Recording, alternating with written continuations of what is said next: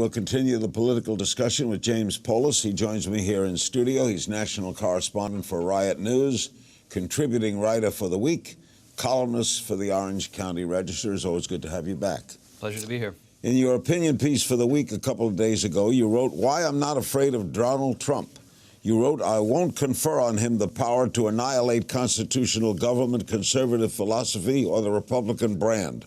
Trump ruin America? Give me a break." What do you mean?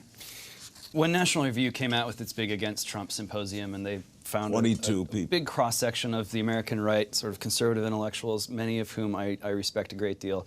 And they came together and they put out piece after piece explaining why Donald Trump was a big problem for their agenda.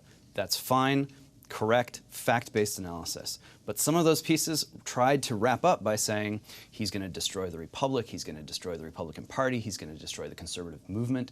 That's a kind of panic that makes it harder to deal with what's going on. What's going on is real. And, you know, Bob Gates, Secretary of Defense, former Secretary of Defense, he was just at a symposium of his own on Monday night, and he was asked about Trump. And here's what he said. I'm just going to quote it because it's important. "I've been around a long time. There are a lot of people who have run for president where people have said, 'Oh my God, if he's elected, it's the end of the world.' And the truth of the matter is it wasn't, and so I'm not prepared to be overly dramatic." That's all I'm saying.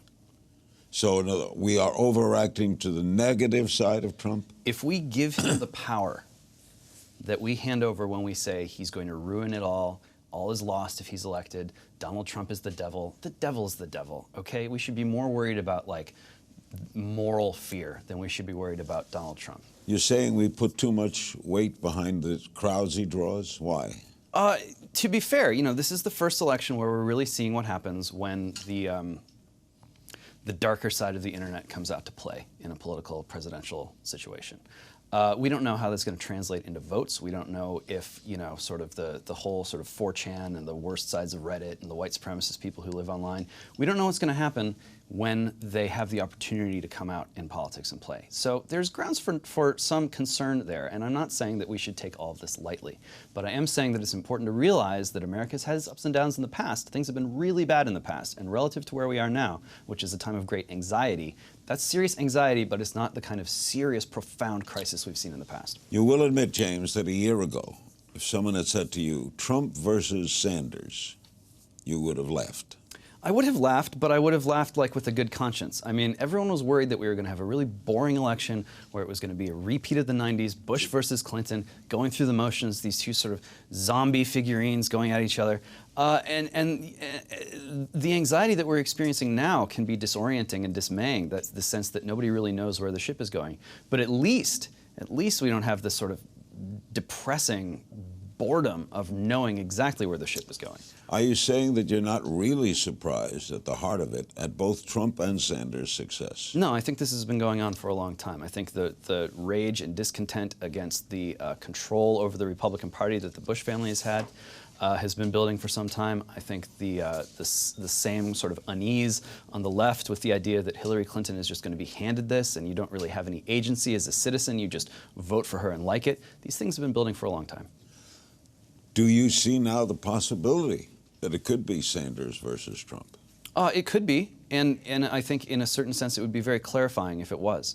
You just had Katrina on in the previous segment, and you know the nation did exactly the right thing for the magazine that it is to come out now and show the courage to say that Bernie Sanders is the guy who is taking a principled stand on what he believes. I wish that they would have gone a step further and said that it's possible to think of you know, at least one Republican candidate who they could deal with in office. I think it's important for everyone to have an answer to that question. But as someone who, you know, is not a down-the-line Bernie Sanders supporter, and I'm not alone, there are other libertarians who feel this way too, at least here's a guy who's willing to come out and speak honestly and with dignity and with courage about what it is that he truly believes and how it connects back to basic political principles. Is Hillary's campaign a surprise to you? I'm surprised. I mean, I think we're all a little surprised at how flat-footed she is when she's in a pinch. She's been to this rodeo before. She's been in a position. She's smart. She's funny. What is it? She's only won one competitive race, and even that was a blowout. She's not a particularly good campaigner, and when she finds herself in a losing position, things tend to fall apart. It's happening again, and you know, I'm glad I'm not in that position. It must be real tough to be on that campaign right now. And on the other side, the disappointment of Jeb Bush. the profound disappointment, even to this very minute. You know, there are people, longtime Republican political hands, who are still trying to understand how it is that not only he could have underperformed so badly, but that in that position, his campaign and the super PACs that are on Bush's team, so to speak, their strategy is to sort of take this scorched earth approach. Maybe we can take Rubio down a peg. Maybe we can take Kasich down a peg. I mean, this is one reason why Trump is doing as well as he's doing. And how do you analyze Cruz? You know, I've thought for some time that Ted Cruz had the best path forward to the Republican nomination. And on paper, that's still the case. Iowa's going to be important. If he can't win in Iowa and he ends up sort of folding in the face of Trump, things are going to be hard for him. But I think what's really remarkable is how many of these establishment figures in the GOP, and I know that's a contested term, some people don't like it, some people do. We all know who we're talking about. These guys have been around forever, they've amassed a certain amount of power and clout. Their willingness to reconcile themselves to Trump rather than Cruz, I think, speaks a lot to how hollowed out the mainstream or established Republican Party apparatus has become. You also say, well, okay, we'll back Trump, he'll lose, and we'll reboot. Mm-hmm. Clinton would probably beat Trump. Perhaps. It's hard to say. You know, it's hard to say how beaten she's going to be after coming through this primary season. This isn't the primary season she wanted to run, and I think it's an open question how much strength and energy and focus she's going to have going into the general election. All of this has really led to, certainly, do you think the media has overplayed Trump? That's one of the charges that others in the Republicans are making, that you report on, that if Trump doesn't debate, CNN and MSNBC will cover his rally in Iowa for wounded warriors. Trump is news.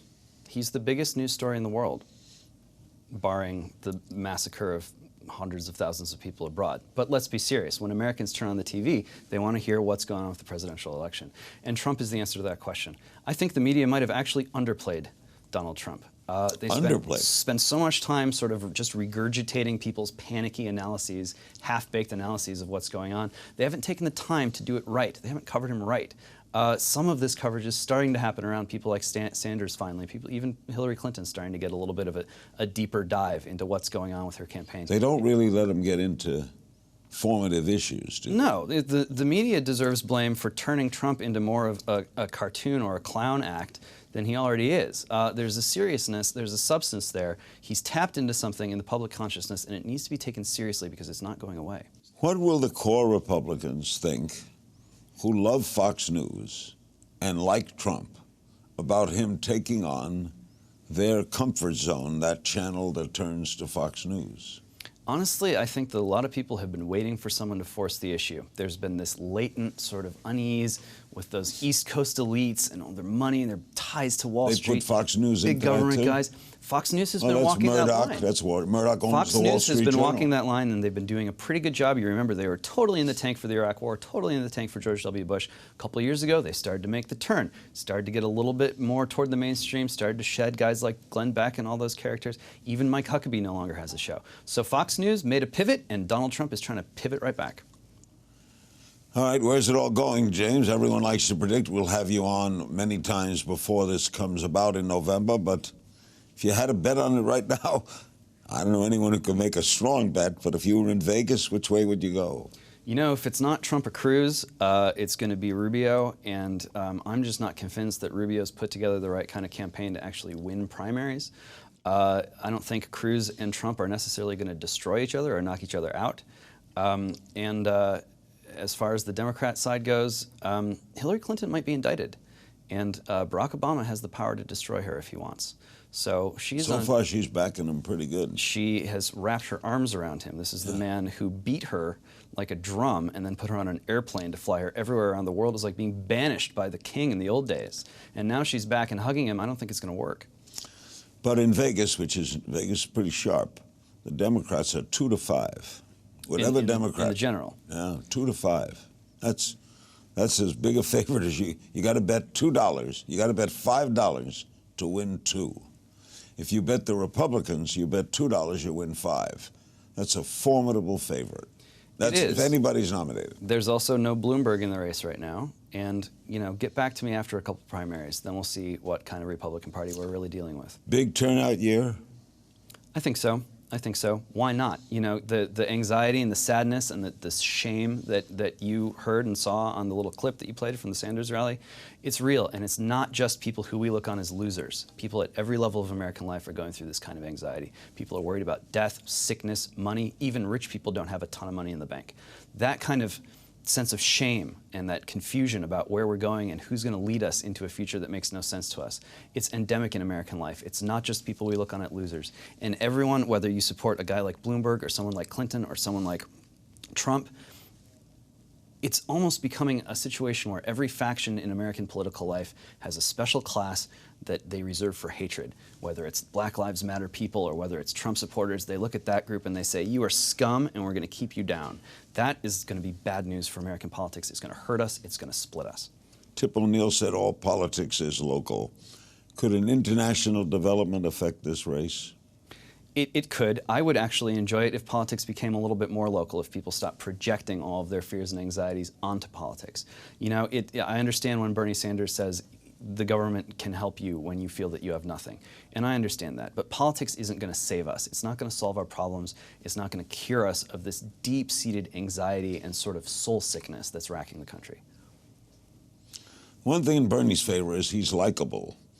I think of all these people, Bernie is the most likable, isn't he? He is. He's almost... You can't hate him. It's almost as if he's returned from the part of the past that we miss the most. We miss the prosperity of the 90s. We don't miss the personalities of the 90s. We miss the prosperity of the 80s. We don't miss the personalities of the 80s. And so here you have Hillary Clinton, sort of Queen 90s, and Donald Trump, King 80s. And who steps into the breach but Bernie Sanders, Mr. 1972. It was a gentler time. It was a simpler time. Economically, it was a much worse time. People were not enjoying life in 1972 with the oil embargo and inflation and all that insanity. They Gas were lines. Just trying to recover from Nixon. But here's Bernie Sanders, and he's likable because he seems somehow as if the toxins of the past 30 or 40 years didn't leach into his body. Just seeing him stand up there and speak is refreshing. Thank you, James. Always love talking to you. Always a pleasure, Larry.